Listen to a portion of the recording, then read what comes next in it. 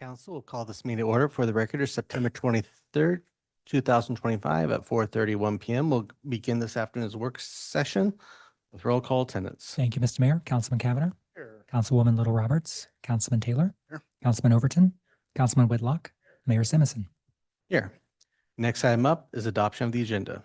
Mr. Mayor, Councilman Cavanagh. we adopt the amended agenda as published. Second. I have a motion and a second to adopt the agenda minutes as published. Is there any discussion? If not, all in favor signify by saying aye. Aye. Opposed, nay. The ayes have it, and the agenda is agreed to as amended, as adopted by the amended agenda. Next up is the consent agenda. Mr. Mayor, Councilman Cavanagh. we approve the consent agenda for the mayor to sign and the clerk to attest. Second. I have a motion second to approve the consent agenda. Is there any discussion? If not, all in favor signify by saying aye. Aye. Opposed, nay. The ayes have it, and the consent agenda is agreed to. There were no items moved from the consent agenda, so we'll move on to proclamations. And our first item 19 is a proclamation for Hispanic Heritage Month. So we'll go ahead and go down to the podium, and I'll ask our friends to join us from the, I want to make sure I get the right, from the Idaho Hispanic Foundation this evening.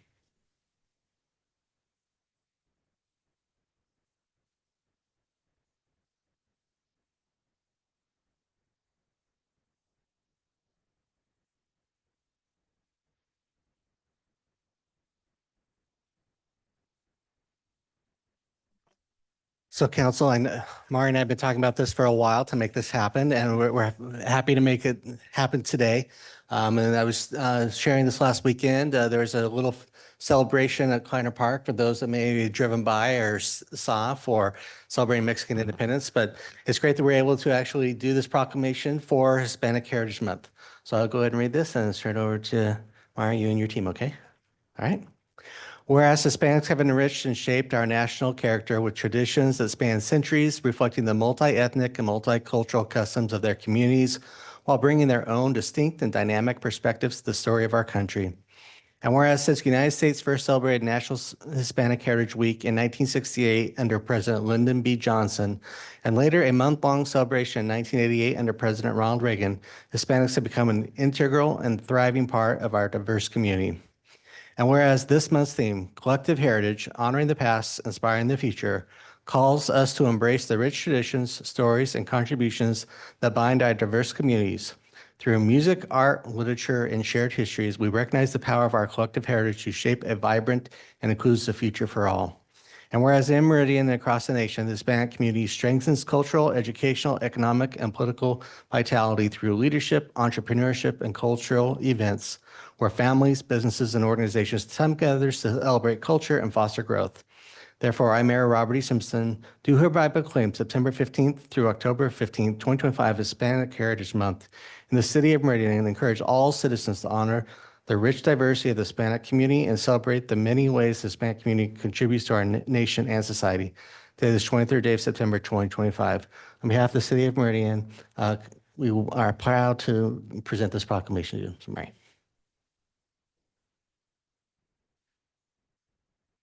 Thank you very much, Mayor, City Council. Thank you so much.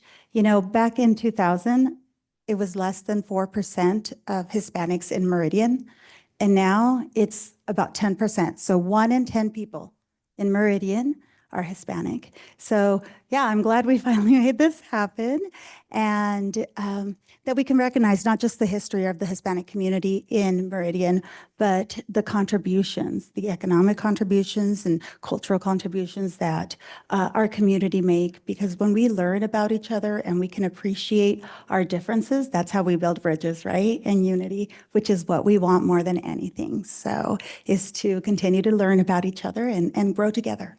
Right. So thank you so much. Thank you, Mayor. Thank you, City Council. Thank you. Thank you.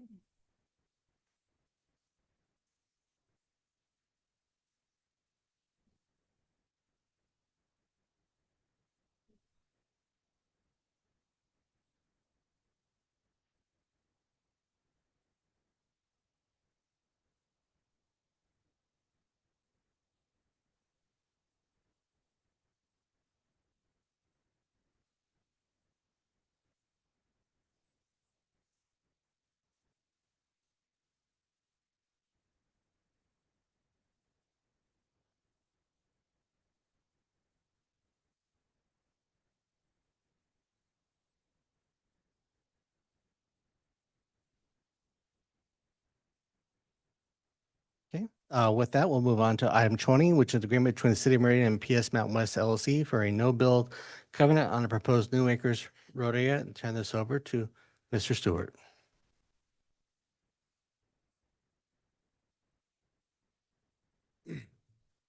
Mr. Mayor, members of the council, tonight we're looking for your guys' approval on a non-build agreement for a portion of land that is associated with the 40 acres that we purchased north of the wastewater treatment plant. If you've read the memo, this might be a little bit repetitive, but nevertheless, I'll give you a little bit of the background for the audience as well. So several years ago, we purchased about 40 acres north of the wastewater treatment plant. It actually ends up being a bit of a flag lot. It's one big square and then a little sliver that runs all the way out 1,200 feet to 10 Mile Road that is the access for that parcel. It's the way the farmer gets in and out of there to farm it. And anyway, that access road was right on the northern boundary of an existing storage facility that you may have, it's been there for a while, that's out there on 10 Mile Road. They wanted to expand to the north. They bought the property just north of our access road, but our access road bisected it.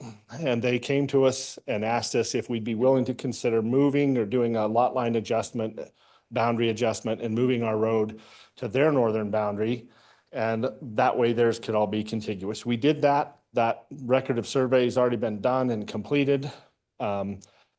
They have now started the development process, putting plans together for their storage expansion. The buildings that they want to use and the design that they want to use creates a 0 setback on their northern property line, which is our southern boundary of our road.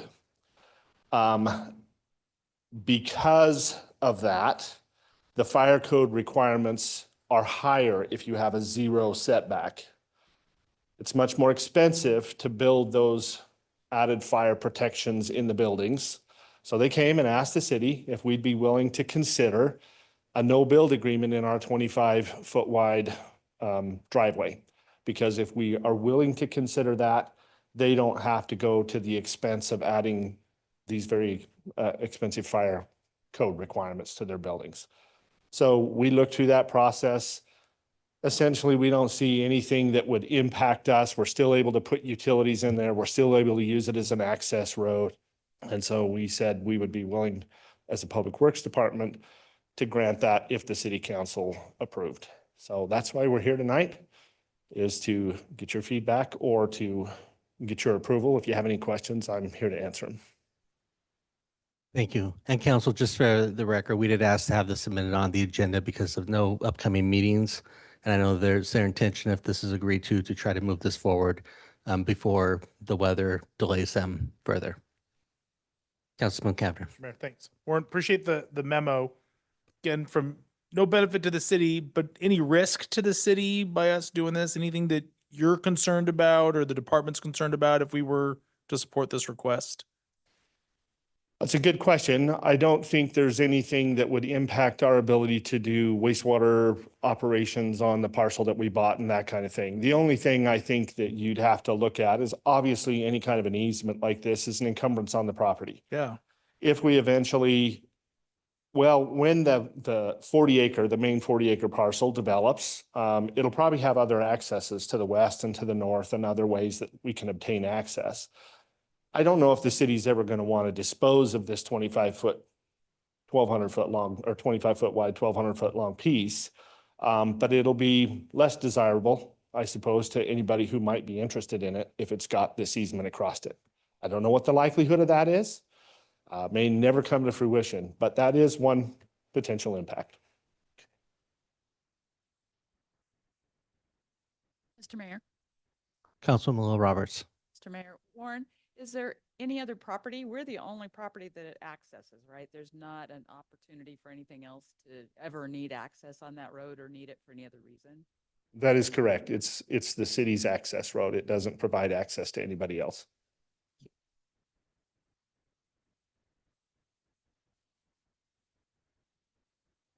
Mr. Mayor.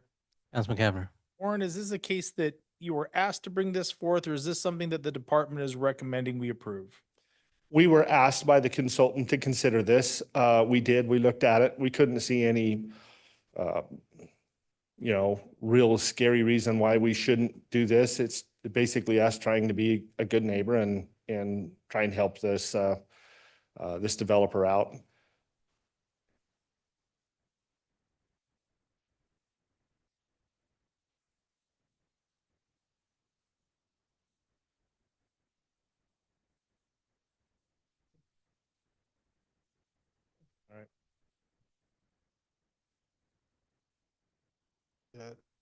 Mr. Mayor, Councilman Cavanagh. Warren or Kurt, are you looking for action on this tonight? Or are you just looking for some consensus to bring that approval of an agreement back to us? How would you like to see this play out, I guess?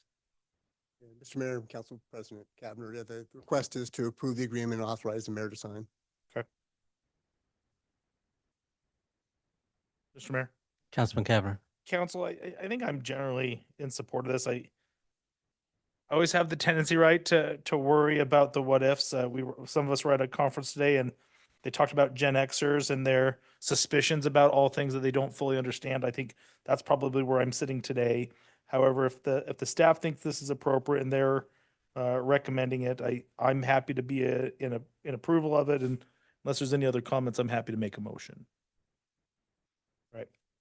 Mr. Mayor? Councilman Cavanagh. I move that we approve the agreement between the City of Meridian and PS Mountain West LLC for a no-build covenant on the proposed new access road, and for the mayor to sign that contract and the clerk to attest. Second. Have a motion second to approve item 20. Is there discussion? If not, all in favor, signify by saying aye. Aye. Opposed, nay. The ayes have it. The item is agreed to. Thanks, Warren. Appreciate Thank it. you. Council, next we'll move on to item 21, which is a continuation of our destination downtown discussion from last month. Didn't know who was going to lead off based upon the memo that was there, if that was our side, their side, consultant side. All this. We're all one team.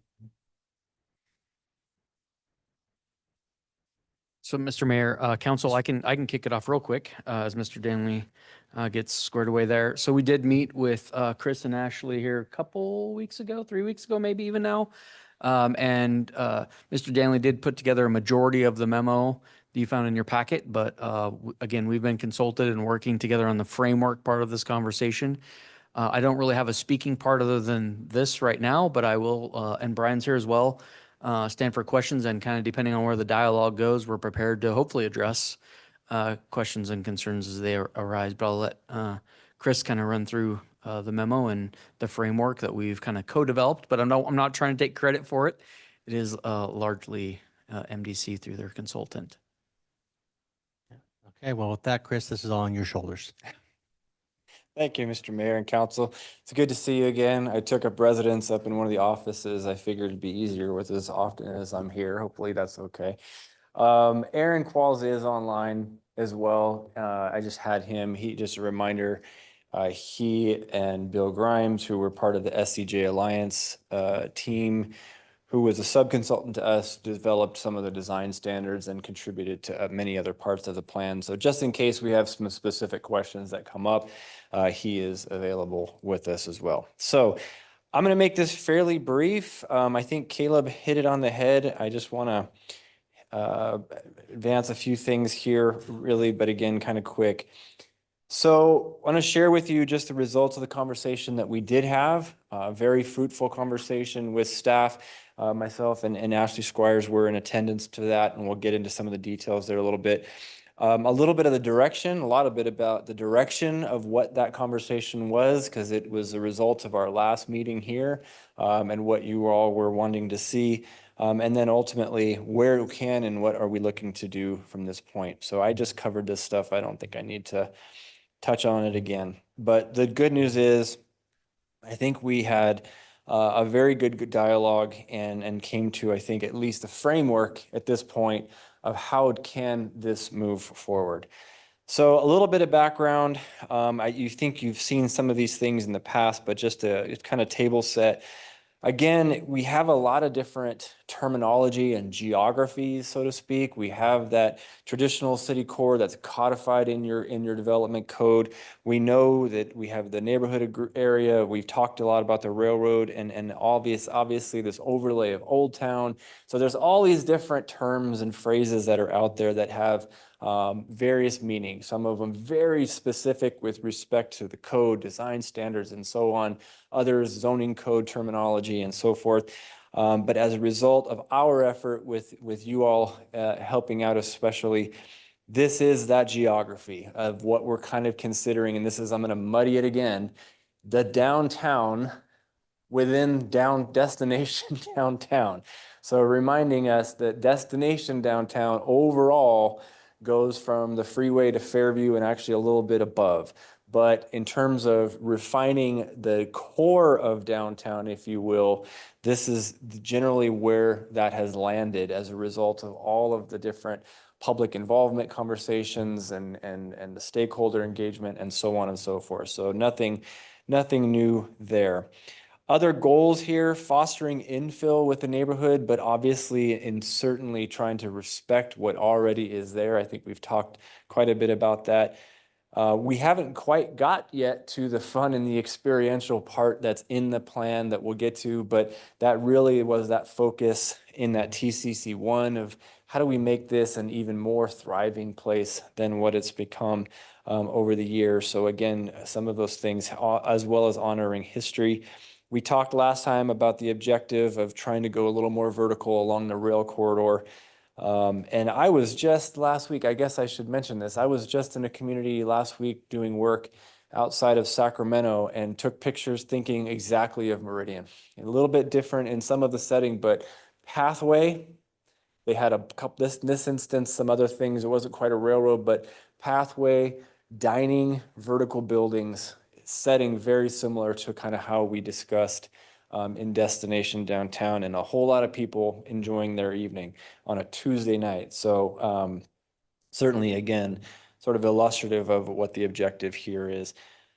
And then preparing for a potential shift of industrial. It might not happen, but it might very well happen. And we know that there's a chance that some of our historic industrial partners may say, hey, we think we need to move because we need more space or we need to do something that's a little bit different. They might not. We don't know that, but it would be, I think we would be remiss if we didn't at least try to think ahead in a plan and anticipate that that might actually happen. So all of those come together, and ultimately what do? They spell an overlay.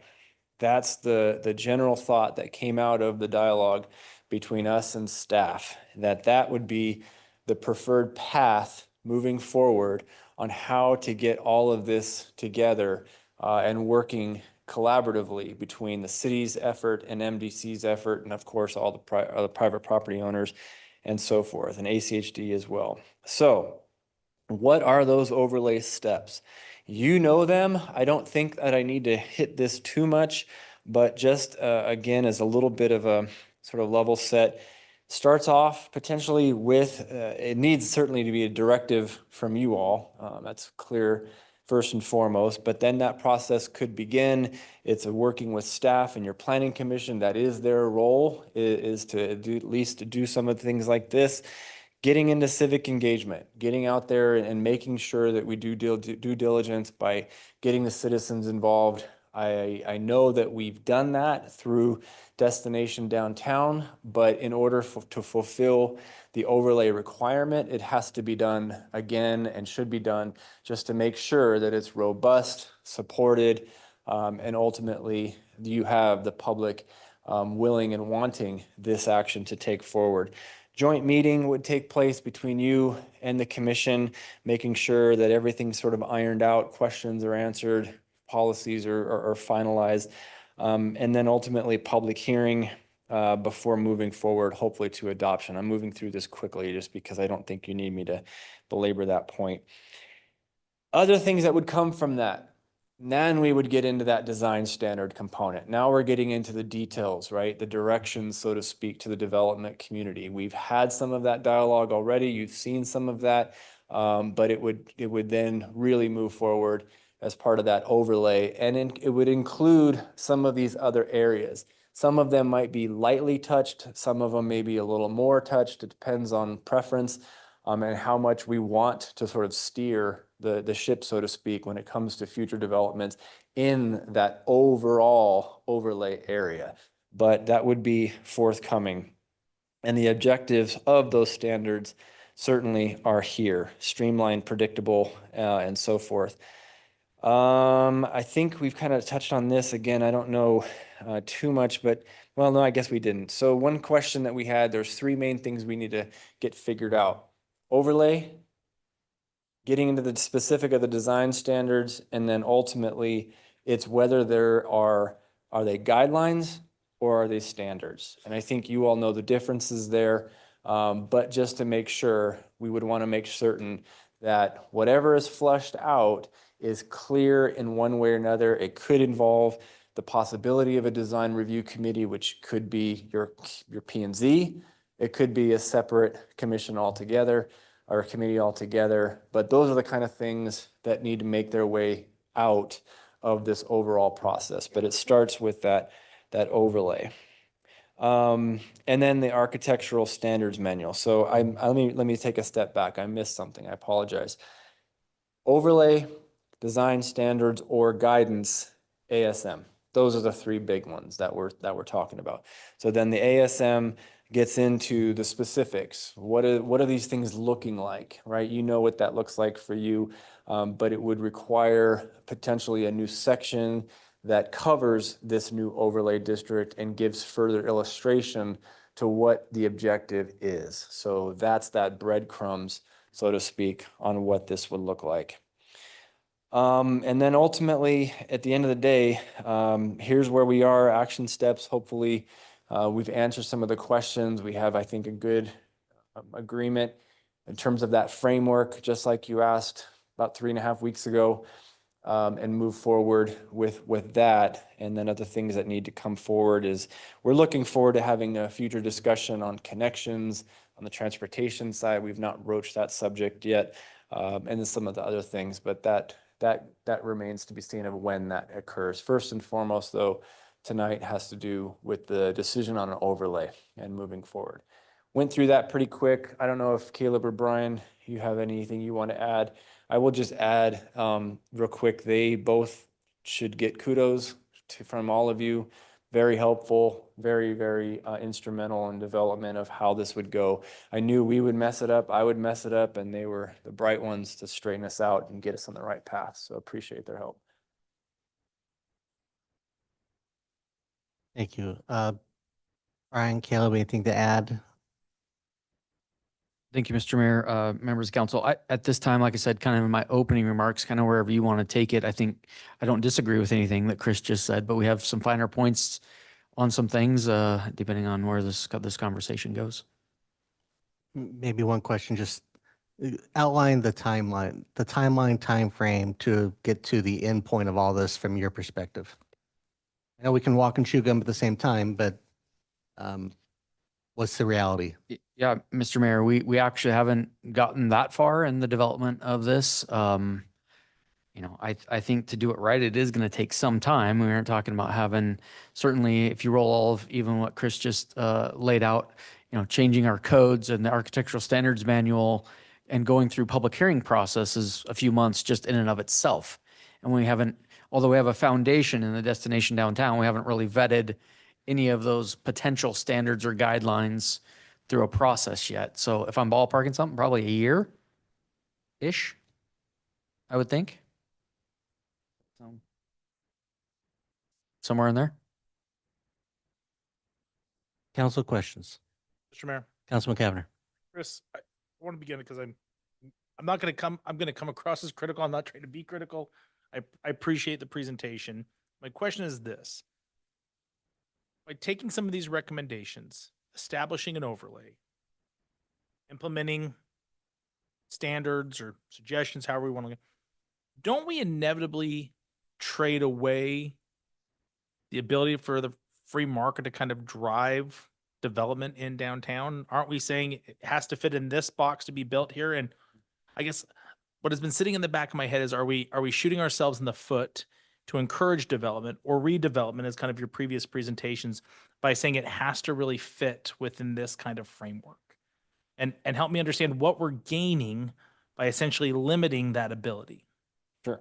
Mr. Mayor, Commissioner Kavner, so I would remind a couple of things. Part of, like, for example, with the design standards conversation was because you almost had a pink building, right? And that was free market that was knocking on your door.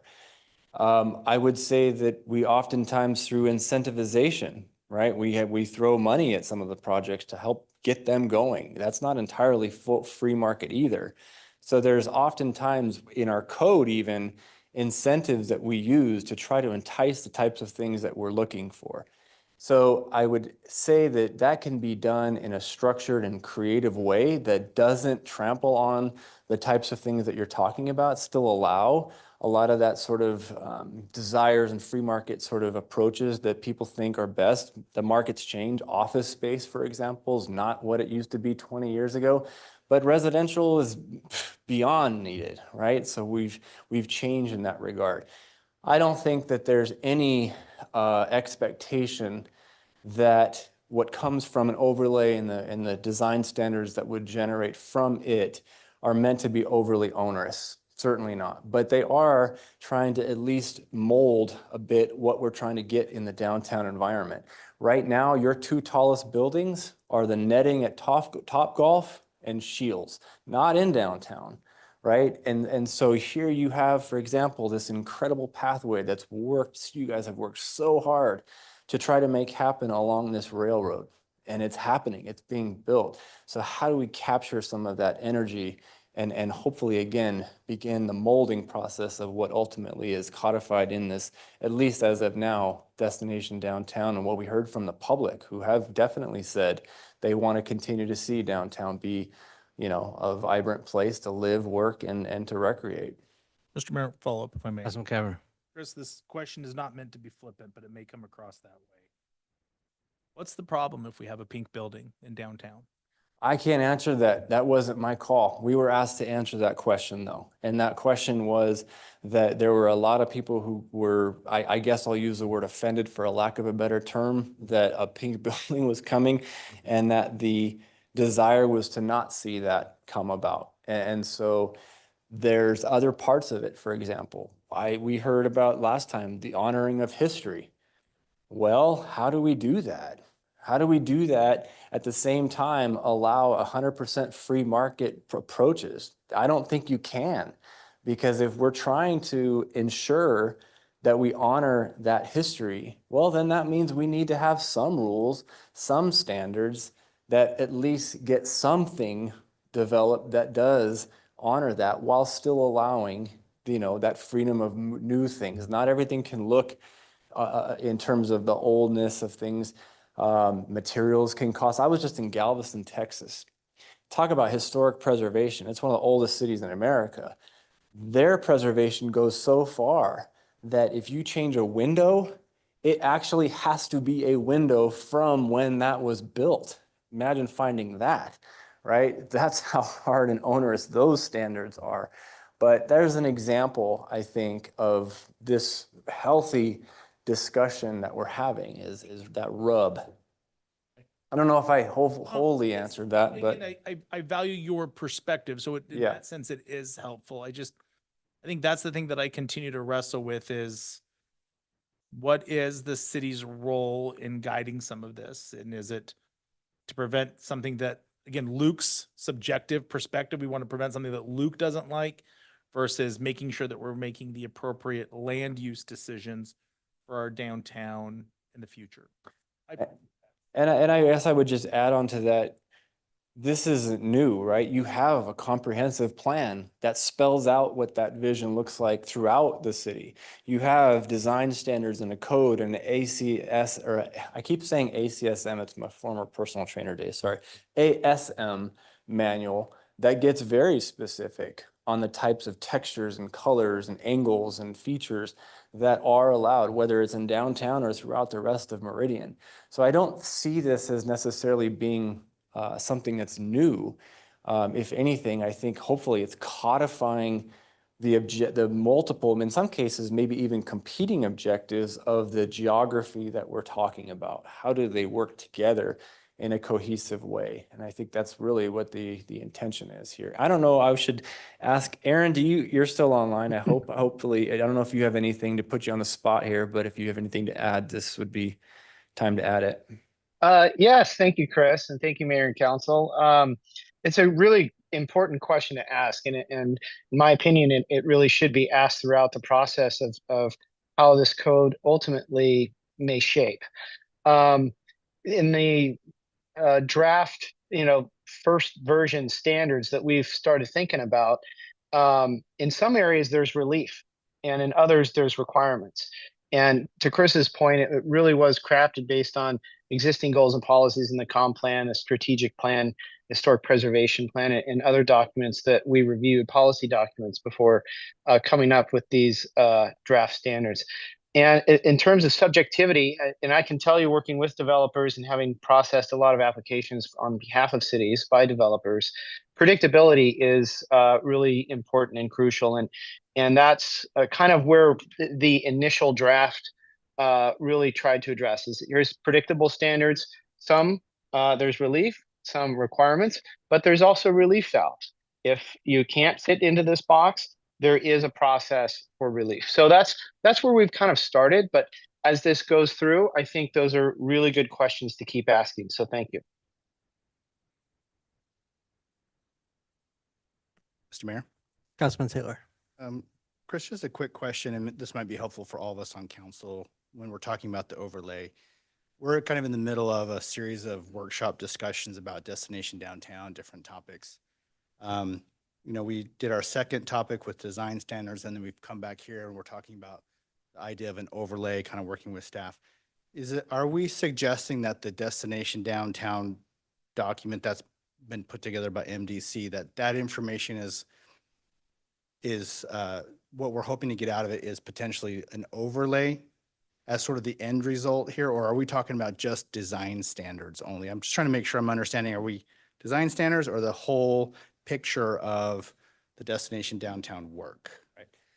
Mr. Mayor and Councilman Taylor, so good question. And I would say there's moving parts to this, that in terms of the geography that we're discussing here today and what these different components, again, Old Town, TCC1, et cetera, it is the implementation of that vision that is within Destination Downtown as of now, that as a discussion with staff, the recommendation being the mechanism to make this happen, to make this a reality, and again, sort of get a cohesive vision for that area is through an overlay and ultimately to the design standards. How much the design standards get into the detail based on the different areas, again, residential or what have you, that still remains to be seen. But without those mechanisms, all we have is a document that is essentially a visionary document. So that's part of it. The other part is the rest of the areas and the subjects in the document that are not only about this area, whether it's the parking discussion that we had right off the bat, whether it's some of the connections that we proposed that are outside of this particular geography, future roadways and things of that nature that might come along with development. Again, the human experience thing, which I think is the fun part of this plan, and other things that are in that document. So there's different elements to it. This is one of them, and it's the heart of the downtown area. Mr. Mayor. Councilman Taylor. Yeah, thank you. That is helpful. You mentioned standards versus guidelines a little bit. And this might be a question even for staff to maybe weigh in after you, Chris, but I think it seems obvious by the definition of the word that standards is a much higher bar than guidelines. I also thinking about what Council President Kavner said with respect to the private market and trying to control too much of what it is. So do you think that you can achieve what you've been working on with MDC and the vision for what downtown and Old Town could kind of look like with guidelines? Or do you think that it's really important that we have established standards? Mr. Mayor, Commissioner, or Council Member, I think the answer is probably somewhere in the middle, to be honest with you. And I'm not trying to be coy about that, but I do think it's legitimate. You have design standards now, right? So you're already trying to get a certain vision to happen, but it's in a certain geography. So I think that the intent is still there to spread that geography a bit and to ultimately try to get something that is in the face and in the vision of what is codified and developed through standards. Having said that, I do think there's a place for guidelines. And I think it's definitely a place. That's why a design review committee, for example, could be established, because you could have either empowering your own planning and zoning commission or a separate entity altogether to make those kinds of decisions. So when they are confronted with, well, here's what the guidelines say, or here's what the standards say, and here's where the variability lies, what say you? Well, now you have a group of people, whoever that might be, experts, architects, landscape architects, whoever they might be, to get into that detail and to give the best direction to the developer on behalf of the city. So I think it's somewhere in there. Curious if city staff have any thoughts about it. Yeah, Mr. Mayor, I guess I think it's somewhere about what Chris is saying there. I think it's probably going to be a combination. Some of those elements may be more like standards. Relief valve, I think, was mentioned before, but I think there are some principles that'll probably be more like standards, if not standards, like thou shalt. We don't really want a whole bunch of flexibility because it's core and central to what we're trying to achieve downtown. And other things that are more, hey, we really hope you can, and we encourage you, and maybe somehow we even come alongside you to get some other things that are more of the guidelines. I don't see it being so rigid where there's a ton of those things that are standards that we don't have some flexibility on, but there probably are going to be some where it really is more sticks than carrots, or standards more than guidelines. But I think a lot of this is going to be more visionary, and we encourage you to do things. Again, I think the initial side of the standards is not going to be a lengthy thing, but build 2 lines, surface parking lots, those types of things are really try to discourage as much as possible through some type of a standard, pedestrian ways along streets and those things where we really don't want to vary too terribly much or you lose the vision. But again, even on the back end, having whether it's our planning and zoning commission or another group that can review these applications and say, hey, the intent's still being met with what they're proposing. Yeah, it's still TBD on a lot of that, but I think I get a general sense for Meridian, and we want creativity still, right? I don't think this is just, here's what we want and you give us what we want, but there are some, we're not trying to put you in a box, but there are some things. I don't know that we're going to exclude pink buildings. I don't see us going there with that. But there are going to be some things that TBD a little bit on what those things are that are more standard like. Mayor? Councilman Taylor. A quick follow-up. This is maybe more a question for staff. Last time we redid the comprehensive plan, adopted, was it 2020, 2019? And that process started a year or two before that. So we're, probably within the next few years, it would be reasonable to reconsider when we want to reevaluate the comprehensive plan. Is it helpful when we get to that point, whenever that is, I would think sooner than later, to have we do all this work, we create an overlay. Does that feed easily into the comprehensive plan discussion? Like we've just done a lot of the work already for that? Or does it make sense to say this conversation should happen when we do the comprehensive plan? And maybe if I could piggyback on that conversation a little bit, just looking at what happens to the underlying components if we do an overlay. What wins? If you have a parking standard, this new parking standard gets set, but everything else remains the same in that overlay, how exactly is what wins and loses? And is it only in things that are addressed directly, everything else remains the same? So, Mr. Mayor, I'll try to address a lot of that. So with the overlay, essentially the overlay would trump a lot of your underlying zoning code requirements, right? So it's a higher level of regulation on top of your underlying entitlements, if you will, in the base zoning district still prevail though. You can still put in multifamily or office or commercial or whatever. It really doesn't address those types of things with an overlay.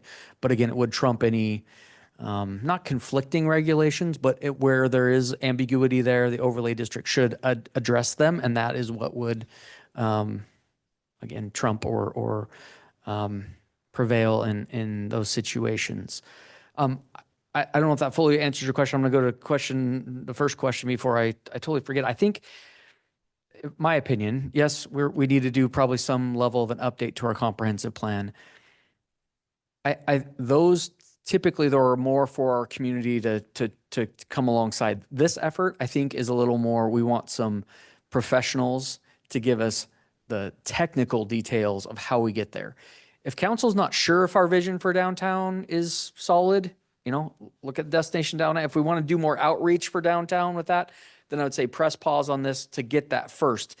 But this effort really isn't going to be, the general populace. Stakeholders, yes, but we need architects, we need developers, we need people that really understand how to get us there, not so much visionary. It's what should those, again, standards be versus principles versus guidelines. I got to dig a little deeper.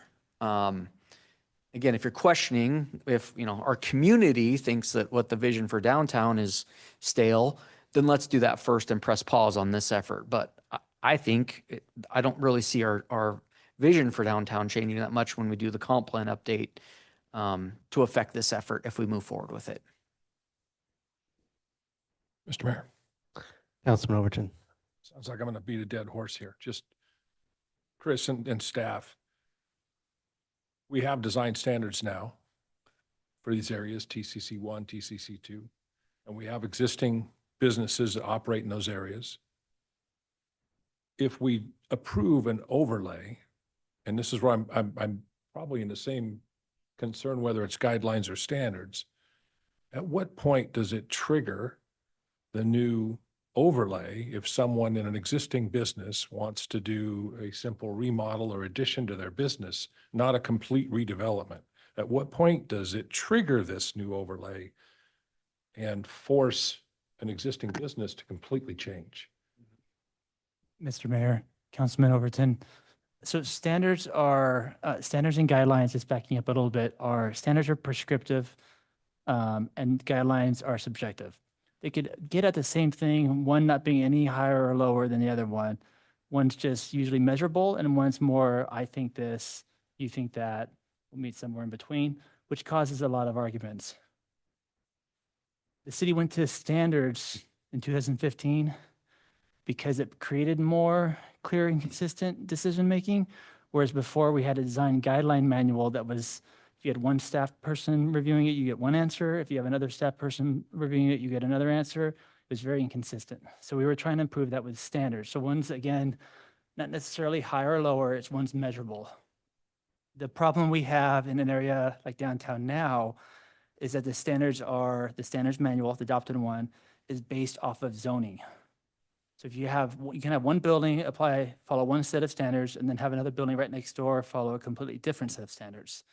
So there's no consistency between how some of the current standards are applied.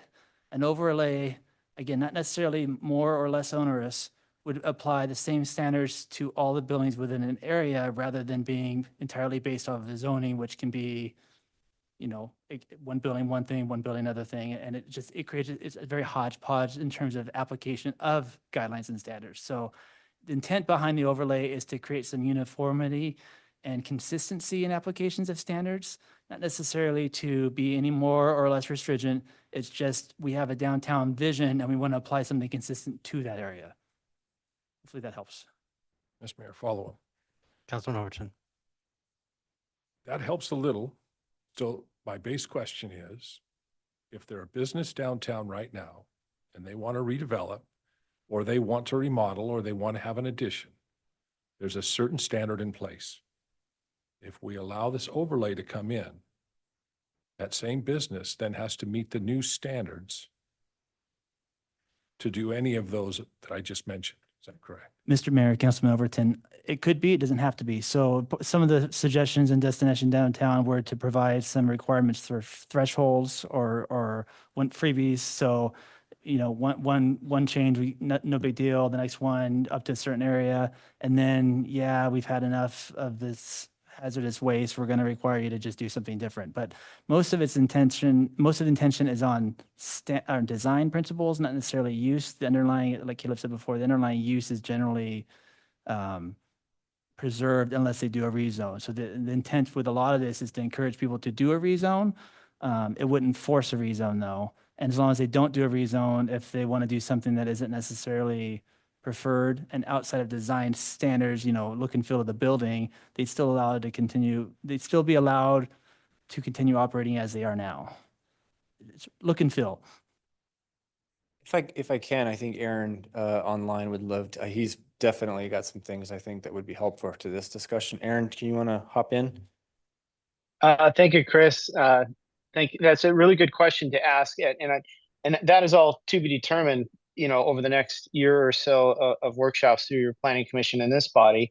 But just to offer that in our draft standards report, just a starting point for conversations, we did consider that. And one thing that we provided for was that structural expansions of existing buildings where 50% or more of cubic space is proposed, the building must be brought into compliance with all standards of this chapter. So that's so when you more than double the size of the building is just one idea of when those standards would kick in for existing buildings, if that answers your question. So a threshold, right? That could be established to say, to get to your exact point, hey, this parcel has room to grow, right? And so recognizing that, so what can that look like? But even in expansion, then you start to get into other things like the parking discussion, right? Because then you get too far in expansion and then we're playing whack-a-mole here. So it ends up where we end up infringing on another part of an already existing requirement of code. So it depends. Downtowns are interesting like that. And I would just add, if I can, a couple quick points. So like with the existing design standards, they don't go as far out as current as what we're proposing and are very limited actually to just a handful of areas. That's part of the point, right? And then the other thing is with respect to the comp plan, if the city isn't going to be launching a comprehensive plan update for, I'm just throwing a number out, 2 to 3 years from now, maybe farther, Caleb's probably like, no, 5, right? Whatever that is.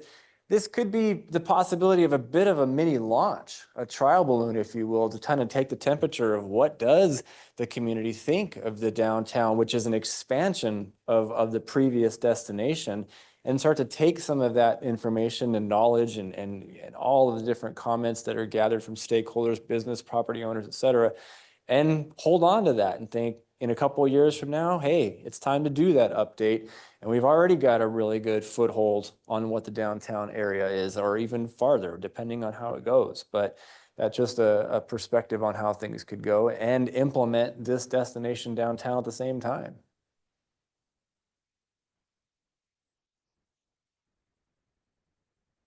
Council President Kavner. Caleb. If I can just maybe piggyback a little bit on some of those thoughts too, and it is TBD, Aaron said it. I think that's what I was going to add, Councilman Overton, to your question a little bit. I think those are some of the questions we need to have answered. I think there's a good starting point for some of the discussion with the 50%. I could also envision something that's tiered. If you do a 20 or 25%, it triggers something, right? You don't just, or we get people to do 49% just so they don't have to do, so I think we need to think through those things a little bit and what's right for downtown Meridian. What should it trigger when you do, and any type of it, 0 to 25, 25 to 50, and you have different triggers that require some level of improvement consistent with the plan or the standards or the design review process. Again, I don't know what those are or what those ratios should be necessarily, but that is something that I'm not necessarily a big fan of a freebie, or else we're just kicking the can down the road. If this is our vision, then let's start to work the vision. If it's like, well, everyone gets a free pass, I don't know how you track that over time, and I do have some concerns that we don't need to talk about that too terribly much, but that's the point with a lot of this. I think we need some vetting, a lot of it is TBD. I think I generally have a good sense for where that line is about not being over regulatory, but having some things that do, again, assist in the consistency. And I think I'll just maybe mimic a little bit of what Chris said earlier. What I hear a lot from the development community is that consistency and the dependability. If they know that the city's requiring me to make an investment on my property, they want some assurance you're going to hold the properties on either side and across the street to some certain standards too. They're not so concerned about having to do it, but they're afraid when there's too much flexibility, what it's going to look like across the way. So if there's some predictability and they understand that the standards and we're pretty sure we're going to get something that sort of looks like this as our neighbor, I'm not as concerned about making those investments. It's a broad statement. And again, not a pendulum too far where we're requiring gold-plated tree grates or whatever, but within reason, if those things are standards and like, okay, I get it. You're going to hold us all to the same standard. It's not so wishy-washy. I hear that quite a bit actually. Like, okay, but what are my guarantees that the block's going to look like this or our community's going to look like that? Move the cheese. Mr. Mayor, Councilman Taylor. this is a question for staff, but if we are to revise the architectural standards, I've always been under the assumption that that was an entity outside of the city that would maybe define that. Maybe some history on who actually, how do we establish that? If we're to make some changes, is that something that the city can do? Like, walk me through that, what that looks like. Yeah, Mr. Mayor, Councilman Taylor. So maybe just a little bit of the history, and I can't remember if this made it in the memo or not. We actually have kind of a companion memo, if you will, that we're generally prepared to share with council about kind of digging in a little bit deeper if you decide this framework is kind of where you want to go. So I can't remember if it's in Chris's memo or maybe something that Brian put together a little bit on the process that way in the history, even with our design review. Brian touched on a little bit, initially having some of those standards, and that was all done in-house. We developed it. Will Thornton was the name of our public, our employee that we had that largely developed those. Again, with some help, some assistance. He didn't just do it by himself. There was one FTE on staff that developed our first go at architectural standards.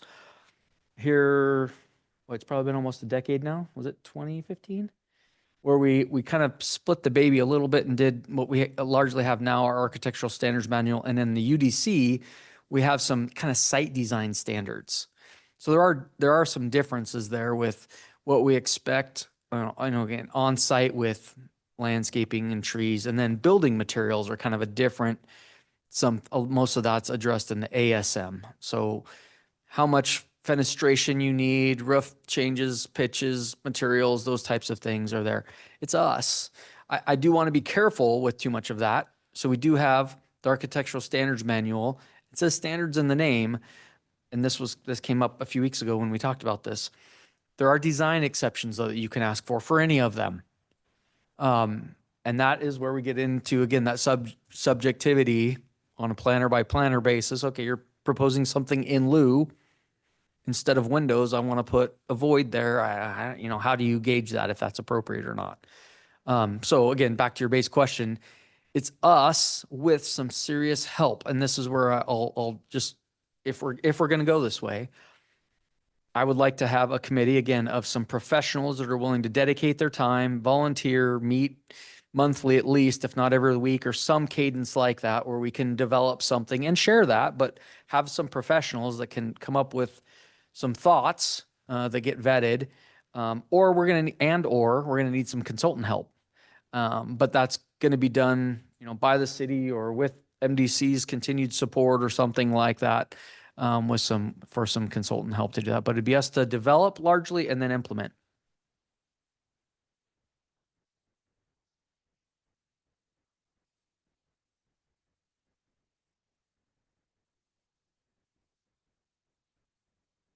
Mayor, Councilman Taylor.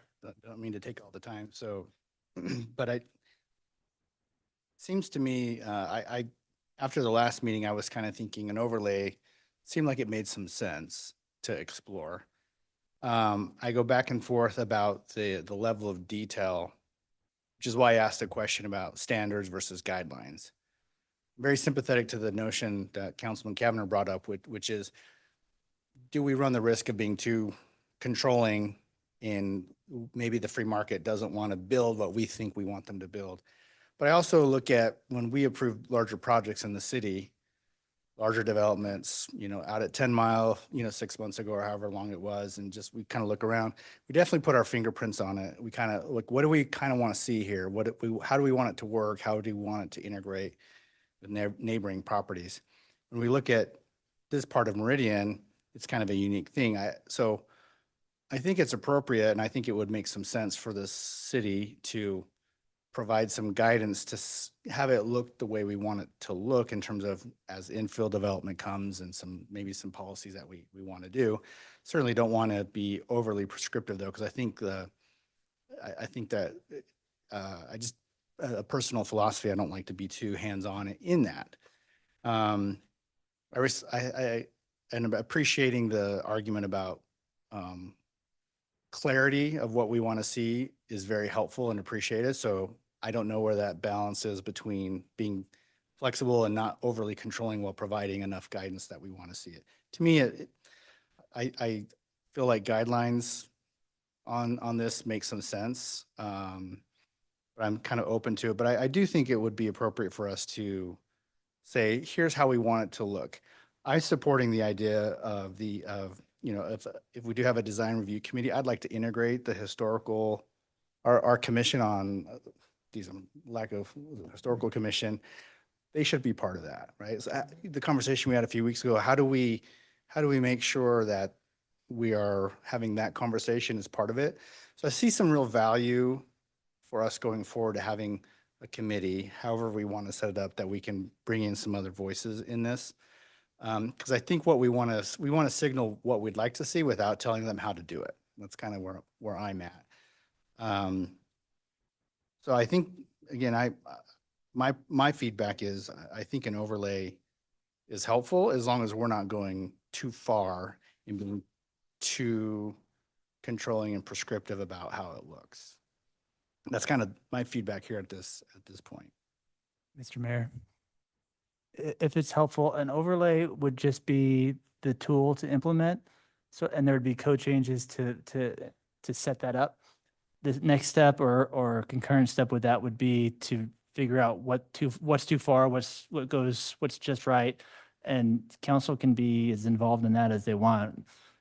Right now, it's helpful to understand, but putting the standards or guidelines aside a little bit, the tool to implement sounds like a good idea or not, which could be an overlay, or if you were sort of talking before about the comp plan, if you want to push this out several years, you could go that way as well. The overlay is just a more immediate sort of opportunity to start the work. Mr. Mayor. Councilman Taylor. Thanks, Brian. And just kind of to go on that, I think there's things that we can start working on now, which is why I would be supportive of the idea of an overlay to the low hanging fruit. Can we start integrating that into it now where it makes some sense? Because it seems like this is a longer continued discussion, what we want it to look like. We're not going to figure it out in the next 6 weeks or 6 months. This feels like it's something that's kind of should be constantly tended to in some ways to make sure we get it how we like it. So that's kind of what, I mean, I'm supportive of the idea of the overlay as a tool to start working on it. I brought up the comprehensive plan, mostly because to me, it seems like the comprehensive plan is a good time where we take a holistic step back, look, what do we want, get the feedback from the community. But that's a big, long process. Like that's not short. And that's a significant amount of staff time and significant amount of outreach. So that's not a quick process either. So I don't necessarily think it makes sense to wait for the comprehensive plan, because I know that you got to resource that, plan it, budget. So if I can on that, Mr. Mayor and Councilman Taylor, and even if the comp plan spells out a beautiful illustration of everything that everybody wants in downtown, it's still a guiding document in Idaho. It only goes so far legally. It still requires what we're talking about now, which is getting into the code, getting into design standards and all of those things. So even if the best comprehensive plan that's ever been written in this state, at the end of the day, in this state, it only goes so far. In other states, it goes a lot farther, but not in Idaho. As you know, it's just not that legal precedent that a zoning ordinance and the other types of policies that are codified do. So there's still work to be done at some point in that. Mr. Mayor. Councilman Overton. So I think we've got a rich history in community development, whether it's going back 15 years ago when we redid our sign code of bringing all the people that had a part to play in that, whether they were the sign companies, whether they were the businesses, residents, we brought them all to the table when we made that code. And I thought it was a very collaborative movement bringing that code together. We've done the UDC focus groups. We've done the same thing, try to invite all those people to the table to get their inputs. I see this as being just almost a little bit bigger scope of who we want to bring in and taking a little longer to get it done right. I think I'm kind of echoing what I've heard. Just to give kind of my final thoughts as we go forward today, I don't dislike the overlay, the whole idea of it. I really don't.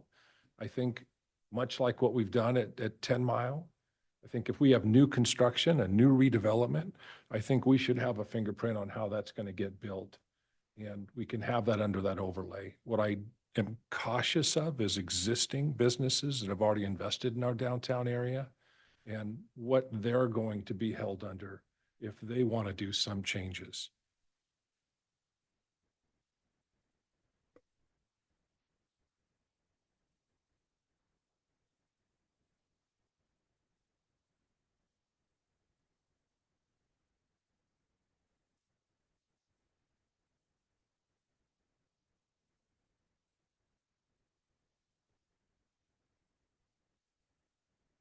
Councilman Whitlock.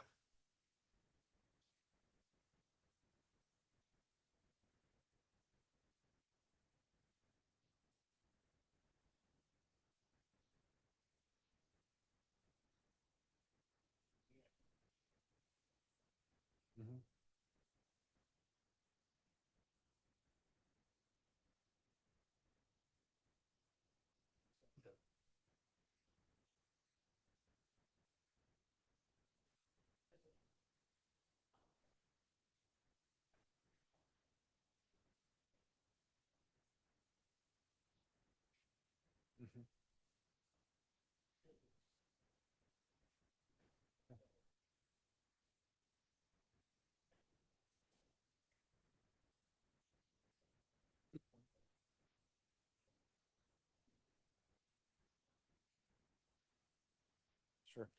So, Mr. Mayor and Councilman Whitlock, so I would say that, first of all, I would say that the last 2 years have been spent on creating this vision, figuring out, I should put it a different way, finding out and helping to frame that vision. Not necessarily ours, what we heard, at Dairy Days and at all the other events and through the surveys and through the stakeholder interviews that were held, right across the street down the way here and with all the different people in downtown. So a lot of work has gone into specifically this area. Whereas for example, with a comprehensive plan, maybe that happens at a sub area level, if you will. But it's probable that a conversation at a comp plan level is going to be more citywide, and maybe it's broken up by sort of geographic area. But this conversation for the better part 2.5 years has been incredibly specific and robust about downtown.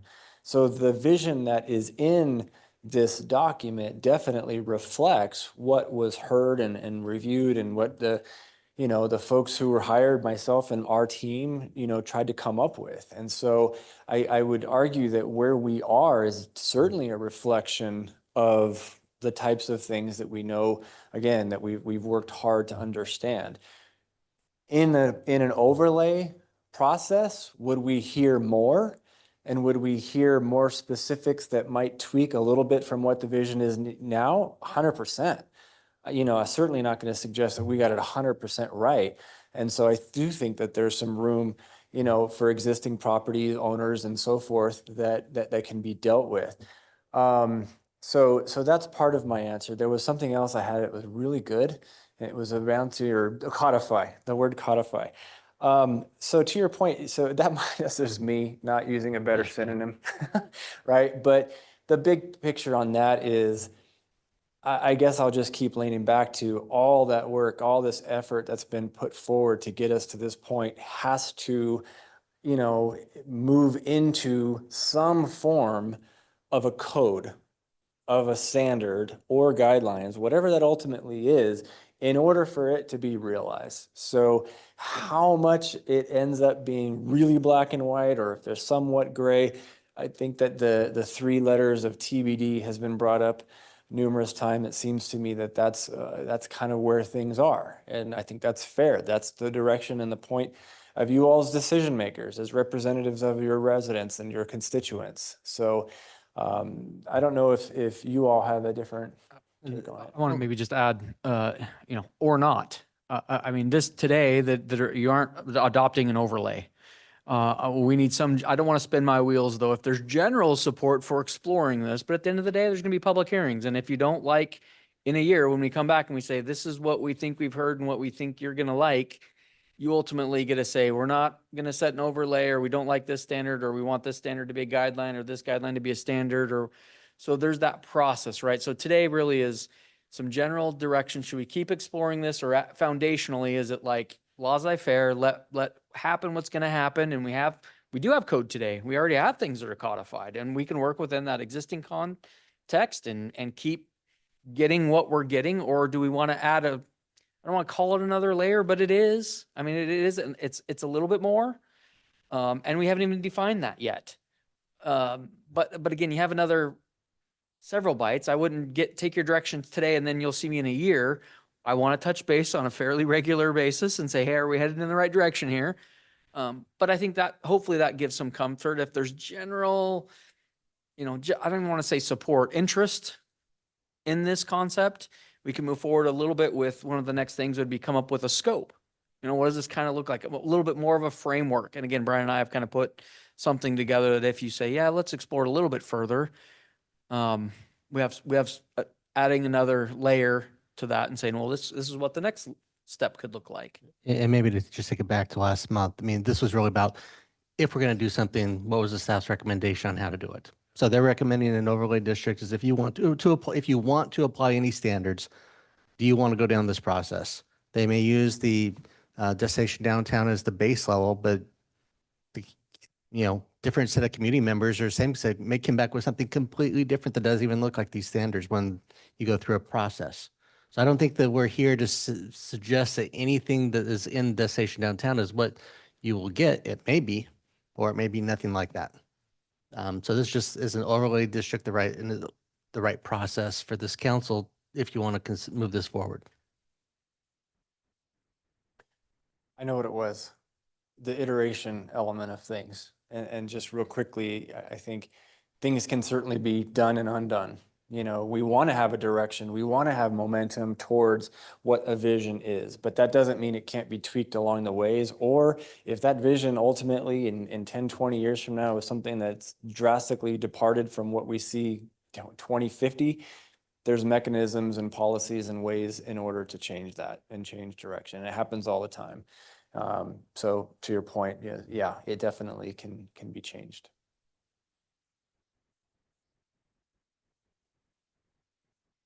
Mr. Mayor? Councilman Taylor. A comment.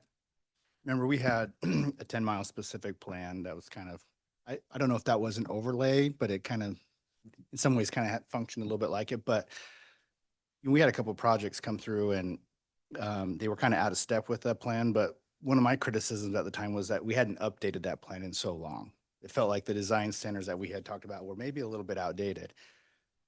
If we do this and we have an overlay, I'm envisioning it still being kind of like a fluid process where we're continually updating it, which is why I like the idea of like if there's a design standard committee that participates in sort of updating it, because what I don't want is to do something and then in 5 years it's stale or in 10 years it's stale, but that it's constantly breathing in new life into what we want to see. And it evolves as we change seats here and you know, things change throughout the world. But I think we miss an opportunity if we don't try to have some influence on what we want. This really unique part of our city that is unique. It's not a greenfield or a brownfield that we're trying to develop. It's kind of got its own unique character. And if we say, well, we're not going to do anything, I think we would miss out on the opportunity to make it look like how we want. We might lose out on the opportunity to preserve some historical buildings or some history or some things, you know, the old way of Meridian. So I just think as we think about that, you know, I think through it in that lens of having this overlay should be helpful. It's an added layer, but I think it's a layer that would be something we would welcome. Mr. Mayor. Councilwoman Lowell Roberts. Mayor, definitely, I think the LBU were interested, would definitely like to see this continue regarding the overlay.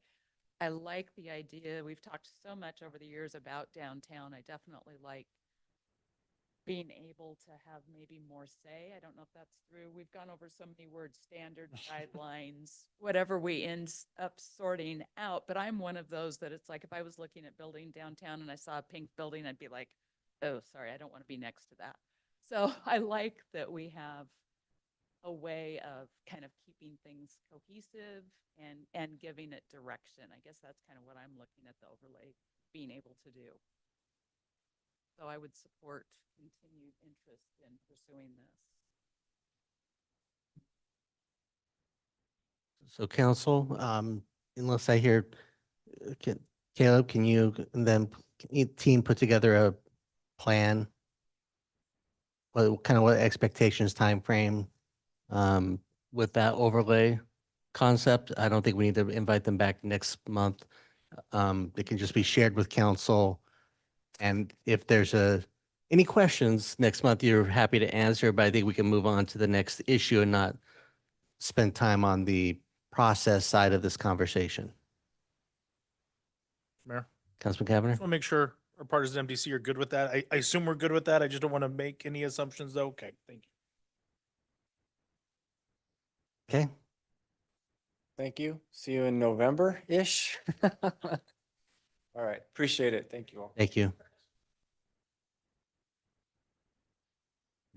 Okay, next time up is item 22, comprehensive plan and policy updates. Let's just move on from, go talk about that plan.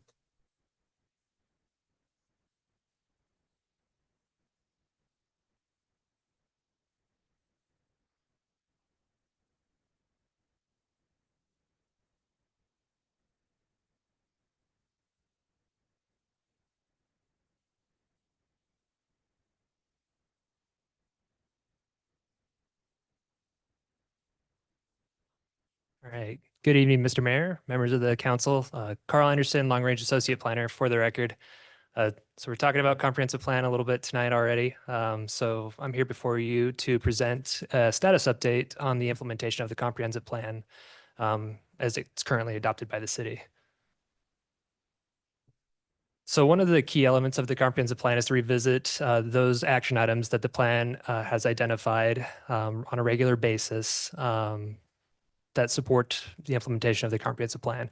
Tonight, I'm just going to provide a high level of the process that we've undertaken to provide that review of those action items within the plan, just a little bit of a refresher on how the plan's organized with those action items, and then just some key takeaways. I'm not going to go through all 400 plus action items, policies, and objectives in there.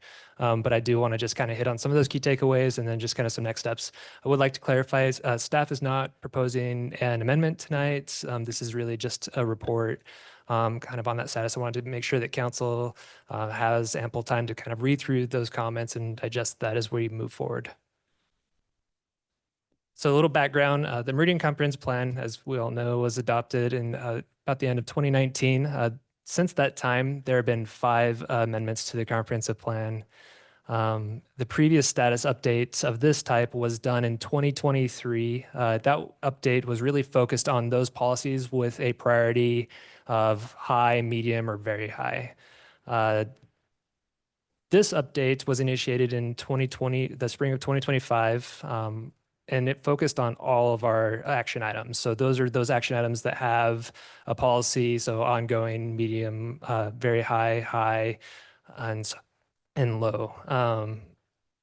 So all these updates were compiled in a report. They were sent out to all department heads commission liaisons, and all of those responses that we received back, just kind of as that little bit of a pulse check or audit, if you will, were compiled in that single report and provided to council. Some of that contains maybe some minor policy recommendations, or maybe some amendments to the lead or support roles, or some amendments to the policies themselves.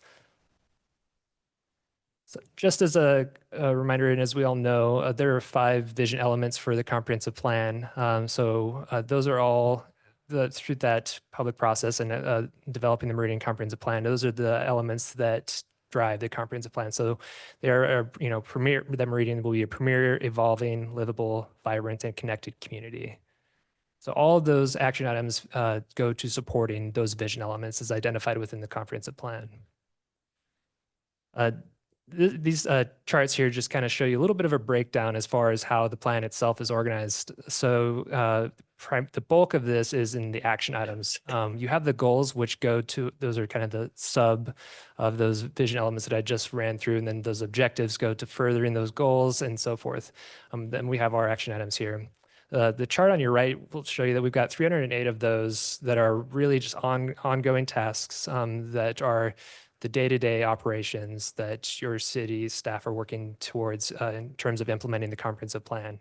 And then we have several of these that are low, medium, high, very high. And I'll touch on that here a little bit more in terms of how those are prioritized towards my slide here. And again, this table will just provide a little bit of a visual as far as where those efforts are being focused within the comprehensive plan, ranging from arts, culture, housing, public safety, stewardship, and so forth. This is just a count of those action items, that 380 or so action items within the plan, and how they're organized and where that focus really is. So just some key takeaways, and I think it's interesting just following our past presentation, the plan really is a living document. And many of those action items are being implemented or currently being implemented, have been. But these two items really speak to each other. It is a living document, but planning is an iterative process. So we plan, we track, and we see how the plan's going and how implementation's going. And then when it's time, maybe a plan's becoming stale or not relevant to the community, it's important that we re-engage with the plan and continue that process. So one of the takeaways here that while the plan is still relevant to the city, there are some items within there that staff have identified that likely need some level of re-engagement within the plan, whether that's through an update or reprioritization of efforts, or maybe a pulse check to see if they are still the direction that's right for the city and our community. So many of the action items, as they're conceptualized, are past their timeline within the plan. So very high, medium, and low, or just to medium, are we're at that 5-year mark. So right at the end of the medium implementation component. And we're starting that low component there as well. And this may be an area that the council may wish for staff to kind of reconceptualize and do a little bit deeper dive on as far as how implementation is going on these elements.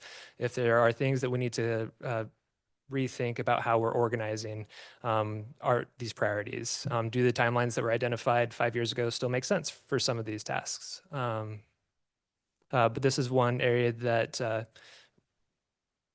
as an indicator that the plan may need a little bit of a dive in terms of maybe a minor update at some point.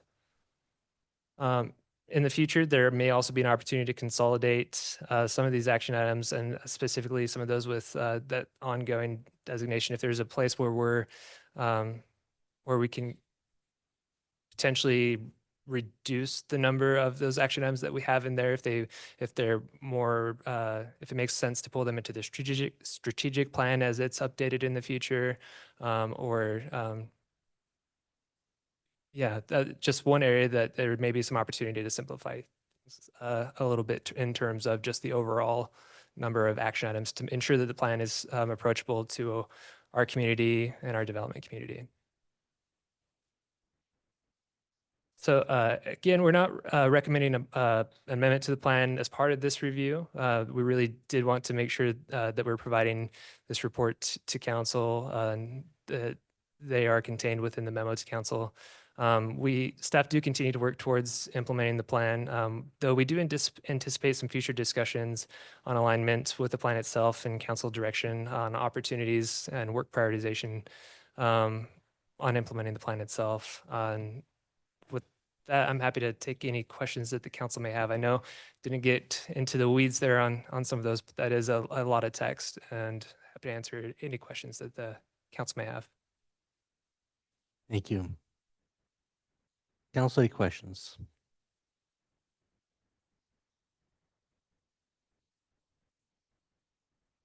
Mr. Mayor.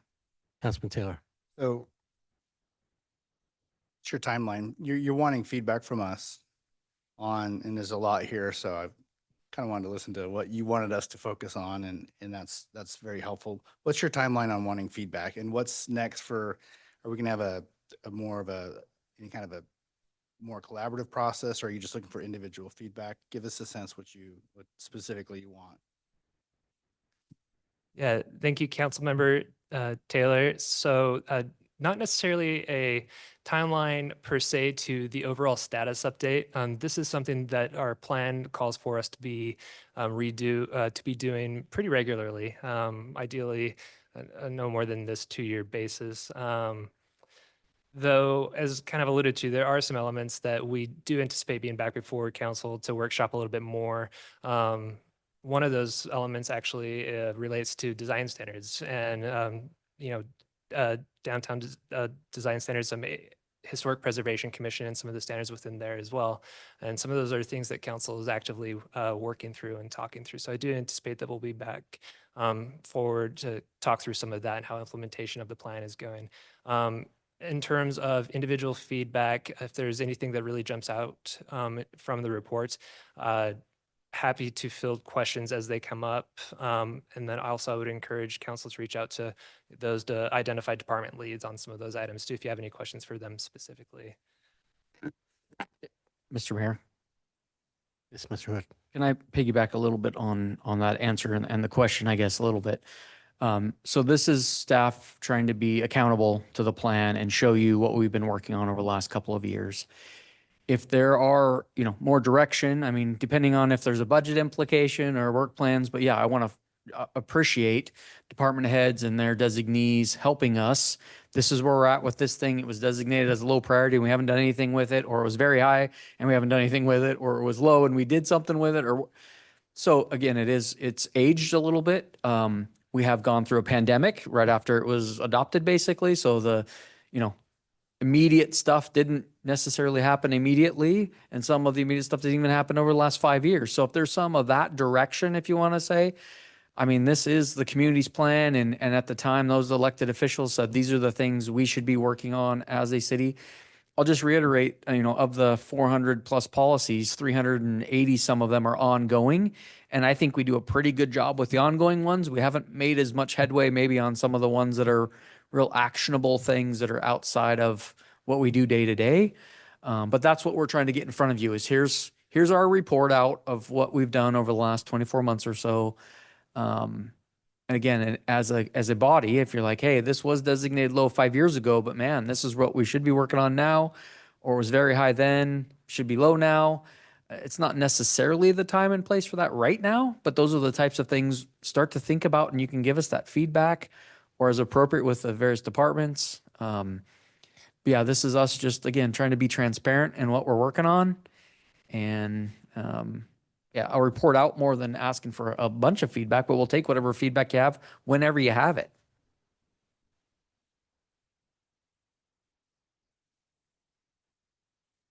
Council, any further questions on this item or comments? All right. Thank you very much.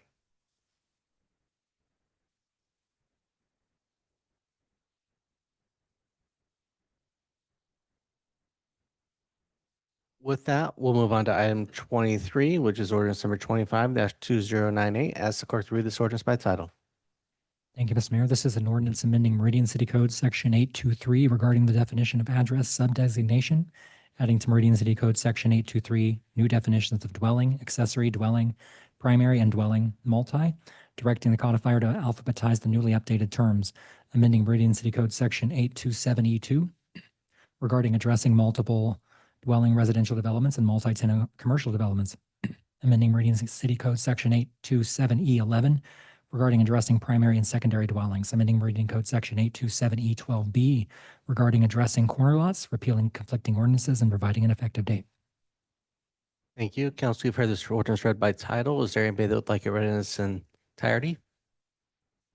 If not, do I have a motion? Mr. Mayor, Councilman Taylor. move that we approve ordinance number 25-2098, providing for a waiver of the full reading and a waiver of the second and third readings. Second. Have a motion, a second, to approve ordinance number 25-2098. Is there discussion on the motion? If not, clerk call the roll. Thank you, Mr. Mayor. Cavanagh, Little Roberts, Taylor, Aye. Overton, Whitlock. All ayes, motion carries and is agreed to. Next item up is ordinance number 25-2099. Ask the clerk to read this ordinance by title. Thank you, Mr. Mayor. This is an ordinance adding a new subsection to Unified Development Code, Section 1155, concerning fence measurements, adding definitions to the UDC, Section 111A1, amending certain definitions in the UDC, Section 111A1, amending Unified Development Code, Section 111A2, Figure 2, regarding types of dwelling units, amending Unified Development Code, Table 112A4, concerning dimensional standards for the R2 district, repealing and replacing Unified Development Code, Section 113A7, concerning fences, amending Unified Development Code, Section 113A17D, concerning sidewalks and parkways, amending Chapter 5, Article F of the Unified Development Code concerning private street requirements, amending Unified Development Code, Section 114318, concerning flex space specific use standards, amending Unified Development Code, Section 114321, concerning home occupation accessory use specific use standards, amending Unified Development Code, Section 114327G, concerning multifamily development specific use standards, amending Unified Development Code, Section 114341, concerning vertically integrated residential project specific use standards, amending Unified Development Code, Section 115A6C, concerning the neighborhood meetings public hearing process, amending Unified Development Code, Section 115B6F1, concerning time limitations and extensions for conditional uses, leaving all other provisions of the Unified Development Code unchanged, repealing conflicting ordinances, and providing an effective date. Thank you. Council, you've heard that very long title read by our city clerk. Is everybody like the thing read in its entirety? Seeing no one, do I have a motion? Mr. Mayor, Councilman Taylor. move that we approve ordinance number 25-2099, providing for a waiver of the full reading and a waiver of the second and third readings. Second. Have a motion second to approve ordinance number 25-2099. Is there discussion? If not, clerk call the roll. Thank you, Mr. Mayor. Cavanagh, Little Roberts, Taylor, Aye. Overton, Aye. Whitlock. All ayes, motion carries, and item is agreed to. Council, we're at the end of our agenda. Do I have a motion? Sure. Councilman Cavanagh. Adjourn our work session. Second? Motion second to adjourn. All in favor, signify by saying aye. Aye. Opposed, nay. The ayes have it. We are adjourned. Your week off.